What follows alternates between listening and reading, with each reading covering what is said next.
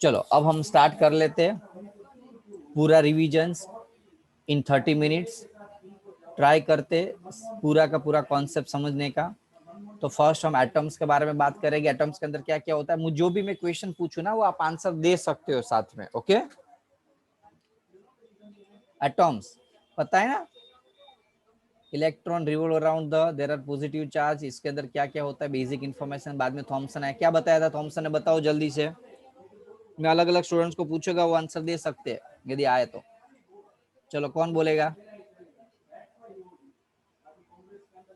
Thompson ने it क्या has a बताया? Uniform mass, it has a uniform mass, और उसके अंदर इलेक्ट्रॉन्स होते हैं। नाउ दूसरा, इलेक्ट्रॉन कैसे होते हैं? आपको पता है कि ऐसे रैंडमली डिस्ट्रीब्यूटेड होते हैं। ऐसा कभी पॉसिबल नहीं है, क्योंकि ये तो ऐसे मॉडल उसको पल्प बर्डिंग मॉडल बोलते, लेकिन ऐसा पॉसिबल क्यों नहीं था वो आपको पता है। थॉमसन ने जो बताया था वो आप देख लो। ये पूरा स्क्रीन जा रही थी, स्क्रीन के ऊपर लाइटेड स्पॉट दिख रहा था, जिससे पता चल रहा था इसमें से कुछ निकल रहा है, चार्ज निकल रहा था वो। ओके, सक्सेस एंड फेलियर देख लो, बोलो क्या क्या था, प्लस पॉइंट नेगेटिव पॉइंट बोलो। वो स्कैटरिंग ऑफ अल्फा पार्टिकल नहीं, दूसरा स्पेक्ट्रल लाइंस के बारे में नहीं बता पाया। स्पेक्ट्रल ने नहीं समझा सके थे। दूसरा थर्मोइक इमिशंस के बारे में नहीं समझा सके थे।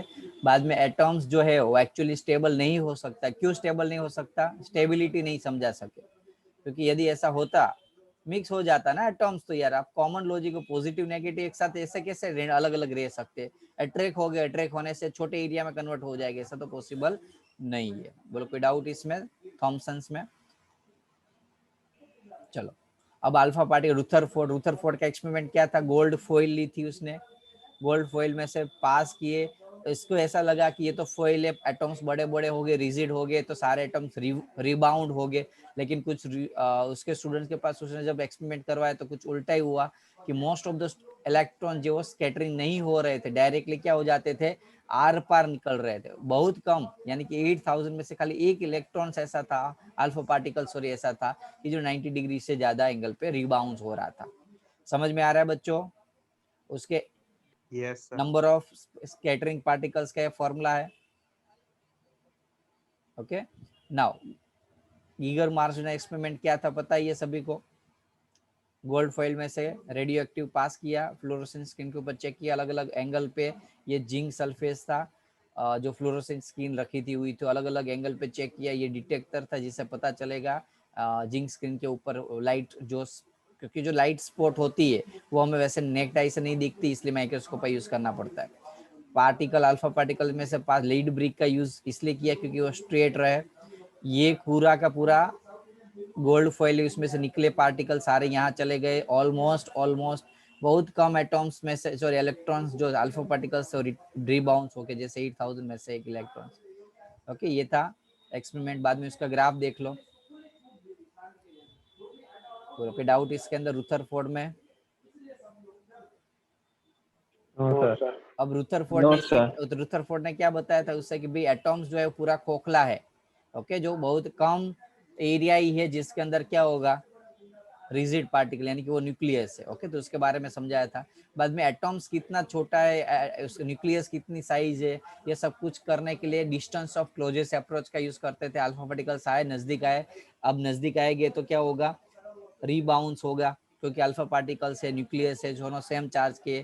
तो रीबाउंस जब हो रहा है और जोर से, जितनी जोर से आप ट्राई करो उतना नजदीक जाएगा, जितनी जोर से ट्राई करो उतना नजदीक जाएगा। तो वो जितना नजदीक जा रहा है उस डिस्टेंस को हम क्या बोलेंगे, मिनिमम डिस्टेंस को डिस्टेंस ऑफ क्लोजेस्ट अप्रोच। उसका ये फॉर्मूला है, याद ना रहे तो डिराइव कर लो। Kinetic energy is equals to अरे यार बोलो, पोटेंशियल एनर्जी। फॉर्मूला क्या है, के Q1 Q2 बाय R वाला फॉर्मूला। के यानी कि 1/4 पे एप्सिलॉन Q, टू ही अल्फा पार्टिकल्स का जेडी यानी कि न्यूक्लियस का, और रेडियस डिस्टेंस। ये रेडियस नहीं है, ध्यान रखो, काफी सारे स्टूडेंट यहाँ मार खा जाते, इसको रेडियस मानते। It is not radius, it is the closest distance. इसका फॉर्मूला बन जाता है 2 ZD² 4 पे एप्सिलॉन K इंटू। ये फॉर्मूला याद रखो, याद रह गया formula? 2 z Yes, sir. Square upon 4 Yes, पाई। sir. यहाँ Yes, 2 sir. रखने का रीजन क्या था, मैंने बताया था अल्फा पार्टिकल्स है इसलिए। तो ये फॉर्मूला और इसके ऊपर ये एग्जांपल था। डिस्टेंस अप्रोच के बाद आता था इम्पैक्ट पैरामीटर। इम्पैक्ट पैरामीटर में क्या था, जो पैरेलल डिस्टेंस था न्यूक्लियस के सेंटर्स और जो अल्फा पार्टिकल जहां डेविएट नहीं हो रहा था, यानी कि डेविएट हो रहा था, वहां जो उसकी जो वेलोसिटी वेक्टर है उसके बीच का परपेंडिकुलर डिस्टेंस। समझ में आ रहा है बच्चों? इम्पैक्ट पैरामीटर क्या काम करता है, कोई बता सकते हैं इसका यूजेस क्या है, इससे क्या हमें फायदा होगा? हेलो, इम्पैक्ट पैरामीटर का प्रैक्टिकली यूजेस क्या है और कैसे हमें उससे क्या फायदा होता है हमें?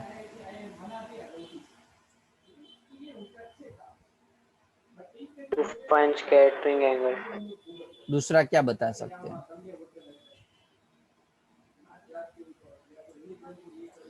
इससे एटलीस्ट ये पता चलेगा जनरली क्या है, देखो भी ये अल्फा पार्टिकल्स है राइट, यहाँ से यहाँ डेविएट होगा, यहाँ से यहाँ डेविएट होगा, तो जो पार्टिकल स्कैटरिंग हो रहा है उसके रिगार्डिंग पूरी इंफॉर्मेशन इसके अंदर थी। समझ में आ रहा है? स्कैटरिंग के रिगार्डिंग सारे इंफॉर्मेशन हम इम्पैक्ट पैरामीटर से, यानी कि स्कैटरिंग एंगल फाइंड कर सकते हैं, ये डिस्टेंस फाइंड कर सकते हैं, काफी सारे ऐसी इंफॉर्मेशन जिससे हम इम्पैक्ट पैरामीटर का फॉर्मूला डिराइव। पैरामीटर का फॉर्मूला वैसे तो बहुत इंपॉर्टेंट नहीं है बोर्ड के लिए, लेकिन याद रख लो जी नीट के लिए। कोई डाउट है इसमें? ओके, फॉर्मूला में क्लियर है सभी को? रुथरफोर्ड का जो कंक्लूजन था वो क्या था, तो मैंने ऑलरेडी आपको बताया, मोस्ट ऑफ द चार्ज बीच में होता है, उसके साइज के बारे में था।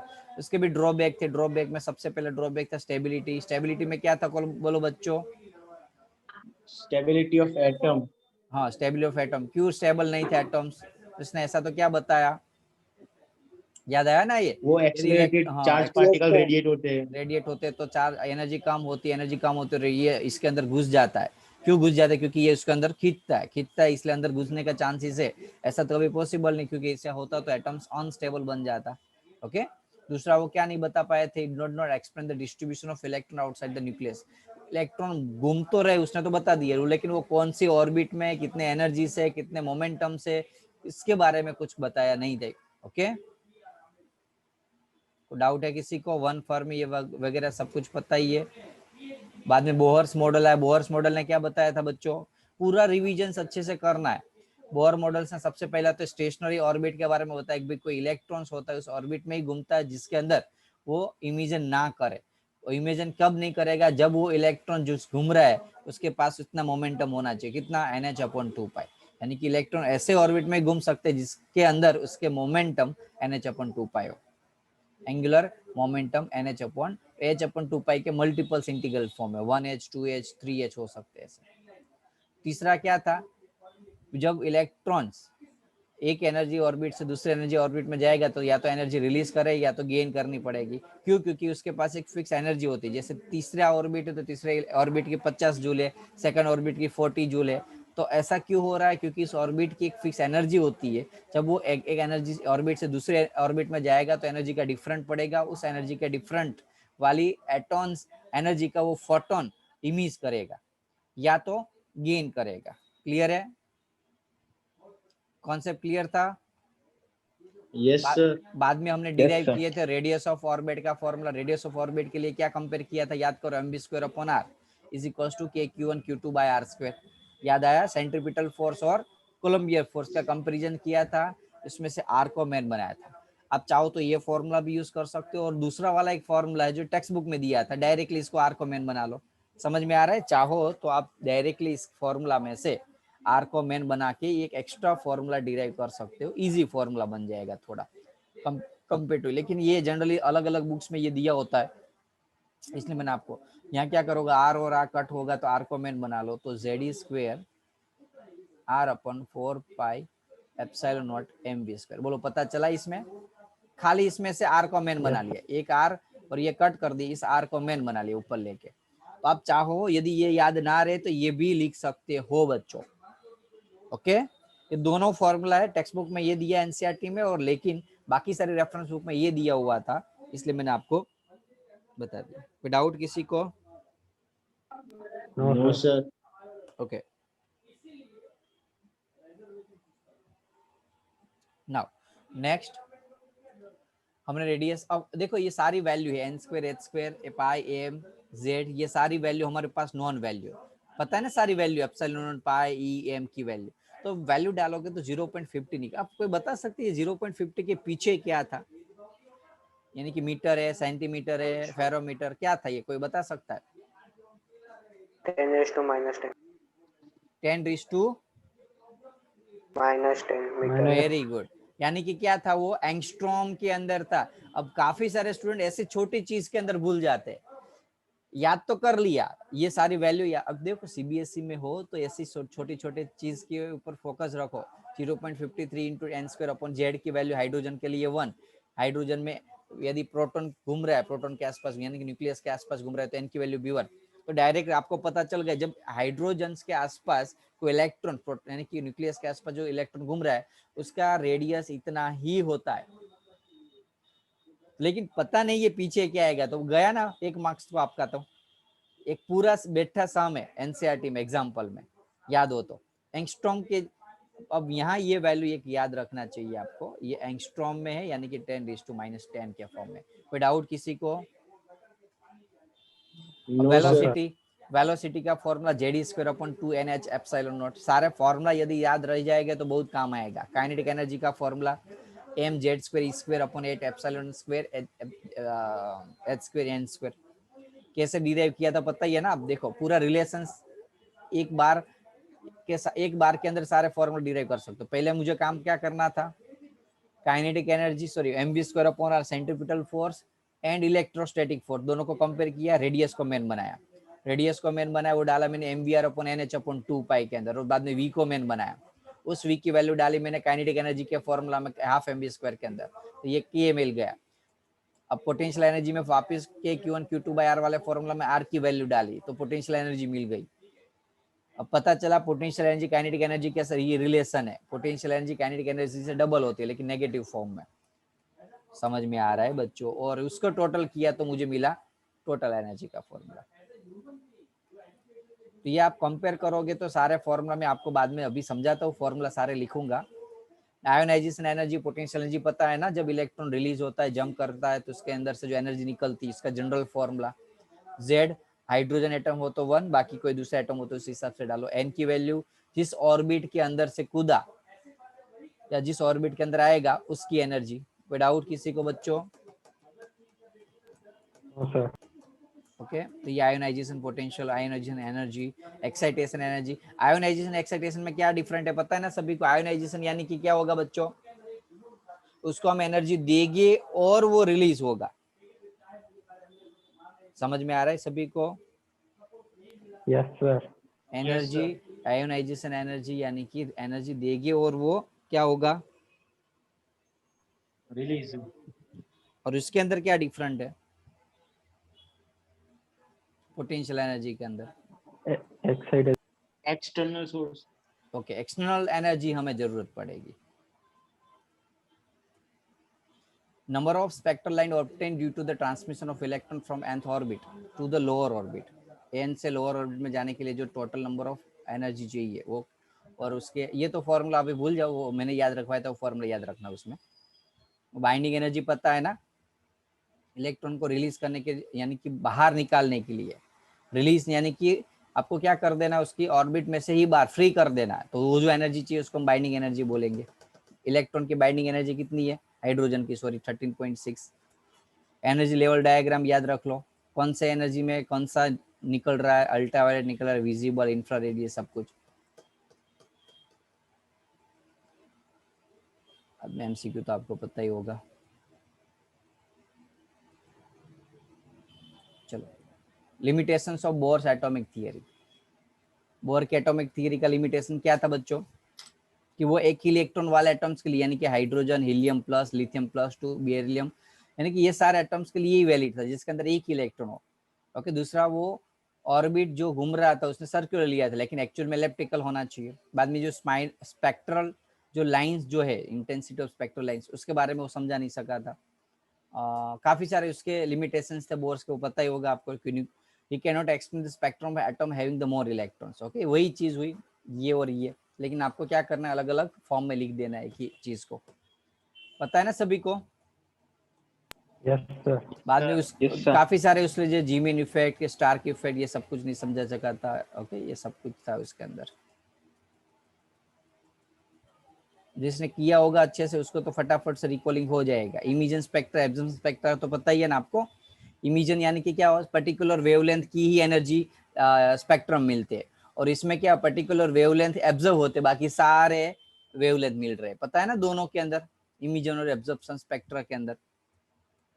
ओके, कंटिन्यूस स्पेक्ट्रम यानी कि हर एक एनर्जी लेवल के वेवलेंथ मिलते हैं, लेकिन एब्जॉर्ब्स के अंदर सम ऑफ पोर्शंस ऑफ सम, उसमें से कोई थोड़े थोड़े बीच वाले कोई रह जाते हैं।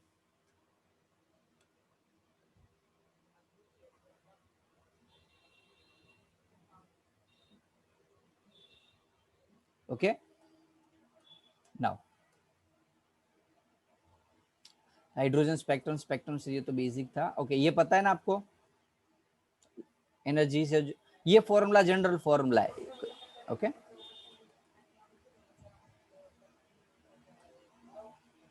बाद में अलग अलग ये फॉर्मूला, वेवलेंथ का ये फॉर्मूला याद रख लो, 1/λ 13.6 Z²/hc 1/n1² 1/n2। देखो बच्चों, जिस स्टूडेंट्स का जो अभी है ना ये 10 15 20 25 मिनट के अंदर ऐसा लग रहा है कि दिमाग जो है ना हेवी हो गया, मीन शॉट वो अच्छे से ध्यान रख रहा है। समझ में आ रहा है आपको? Hello, yes Yes, sir. sir. यदि आपको कुछ Yes. फर्क नहीं पड़ रहा है, अभी भी एकदम आराम से लेक्चर भर रहे हैं, means what you are not involve in this lectures. क्योंकि आप मानोगे नहीं, ये 15 मिनट के अंदर मैंने पूरी 1 कलाक की एनर्जी होती है उतनी मेरे से अंदर, अभी मुझे पसीना निकल रहा है लेक्चर्स के अंदर से, जो कभी नहीं निकलता। समझ में आ रहा है कि नहीं? क्यों? क्योंकि मैंने आपके साथ मैंने खुद भी ऐसे एक्सप्लेनेशन किया कि जिसके अंदर आपका रिकॉलिंग हो, तो थोड़ा इन्वॉल्वमेंट रखोगे तो बहुत मजा आएगा, अच्छे से रिकॉलिंग होगा।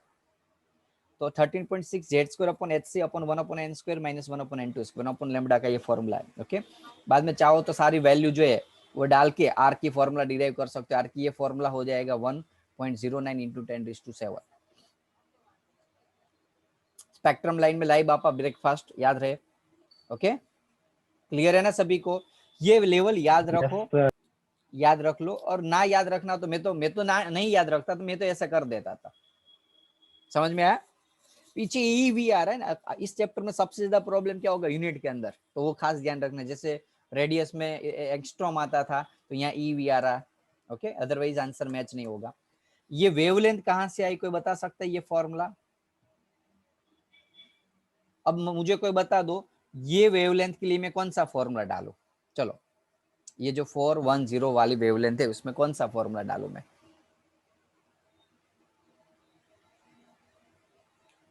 Hello, hc/λ 1/λ। r into R into z। n1 square minus n2 square। अभी n तो 1 ही है, सबको पता ही है, हाइड्रोजन के लिए बात है। अब इसमें कौन सी वैल्यू डालूंगा, कोई बता सकता है इसमें? 1/2² - 1/n². 1/2² माइनस 1/n² कहाँ into से? RC1. नहीं, 4. कहाँ से आया? ये फोर्थ ऑर्बिट है ना, I think first second third, नहीं ये 4. फर्स्ट सेकंड 4 ही है ना। 6 है। 6 नंबर की ओर है, देखो 6 की 6 है। ये कौन सा है? बाल्मर। 2² - 6 बाल्मर के अंदर क्या आएगा? बाल्मर यानी कि सेकंड ऑर्बिट में आता है। कहाँ से आया? सेकंड थर्ड फोर फिफ्थ और 6, तो यहाँ 6। अब समझ में आया सभी को? Hello, Yes, sir. Yes. आप ये सोल्व करोगे, आर की वैल्यू डालोगे तो आपको लेमड़ा ये मिलता है 410। तो ये यदि पता चल गया तो इसमें 50% सम तो एमसीक्यू ऐसे सोल्व हो गए खाली यहाँ से आपके। ओके, दूसरी चीज ये मैंने बताई थी, लार्जर ट्रांजिशन, जितना लंबा ट्रांजिशन होगा उतनी स्मॉलर वेवलेंथ। जैसे आप देख सकते छोटे हो वेवलेंथ। यहां से यहां तक गया, लेकिन सबसे छोटी वेवलेंथ है बाल्मर सीरीज की, हाँ कि ना? लेकिन एक ही छोटा सा ट्रांजिशन हुआ, लेकिन वेवलेंथ ज्यादा है। तो ये भी खास ध्यान रखना, एनर्जी और वेवलेंथ एक दूसरे से ऑपोजिट है। बाकी तो ये सारी सीरीज है, वो तो पता ही है। कोई फॉर्मूला, जनरल फॉर्मूला याद रखना है। न्यूमेरिकल्स देख लेते हैं। न्यूमेरिकल्स के अंदर ये खास याद रख लेना, बेसिक न्यूमेरिकल ही थे, तो एक्स्ट्रा नहीं थे। तो यहाँ आपका क्विक रिविजन्स कंप्लीट हो रहा है। ओके, कोई डाउट हो तो बोलो, अदरवाइज मैं एग्जांपल स्टार्ट करूं। है कोई डाउट किसी का? No sir। Okay no sir. वही लिंक के ऊपर तुरंत रीज्वाइन कर लो, क्योंकि मुझे वो पीडीएफ फाइल, सॉरी वो नोट फाइल खोल ली है। ओके इसलिए मुझे एंड करना पड़ेगा यहाँ उसको खोलने के लिए। वैसे ही तुरंत रीज्वाइन कर लो, वैसे ये 3-4 मिनट बाकी है ना, 5-6 मिनट, तो वैसे रीज्वाइन करना ही पड़ेगा आपको इसलिए। ओके चलो।